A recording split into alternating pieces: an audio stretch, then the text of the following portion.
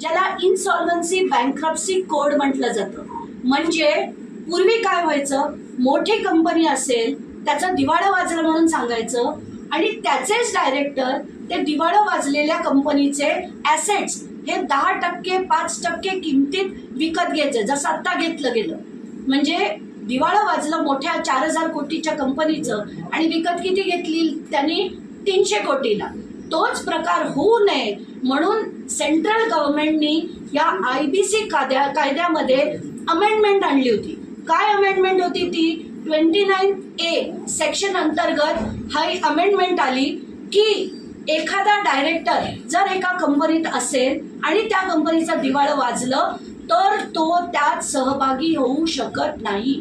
आणि असा कायदा असताना दुसरी कंपनी उभी केली गेली, मानस पॉवर व्हेंचर, त्याच्यातनं मानस ॲग्रोनी घेतली. मानस ॲग्रोनी सियान ॲग्रो मध्ये त्यांची सबसिडियरी म्हणून घेतली आणि हे सगळं करणाऱ्या सियान ॲग्रोमध्ये निखिल गडकरी आहेत, मानस ॲग्रोमध्ये सारंग गडकरी आहेत.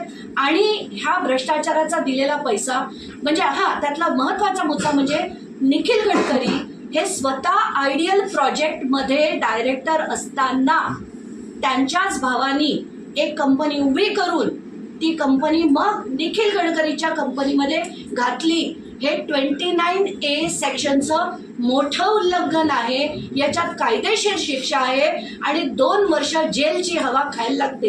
हे as per details which I have taken down under IBC code. त्याच्यात सरळ सरळ लिहिलेलं आहे, criminal conviction, anyone convicted of offence punishable with 2 years और मोर.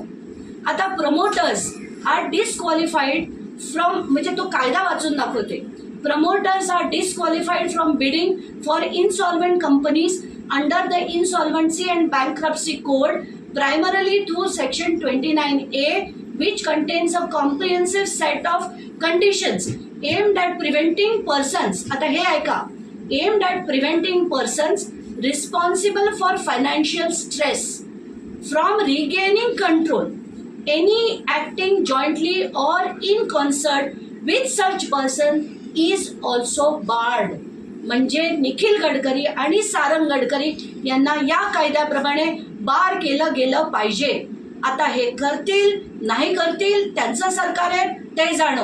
माझं काम आहे ते एक्सपोज करणं, जे मी केलं.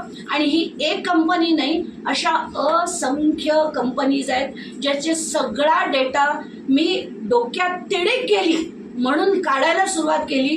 पण जेवढा काढत गेली आहे अतिशय भयानक आहे हे सगळं आणि जनतेपुढे यावं म्हणूनच मी हे लढले.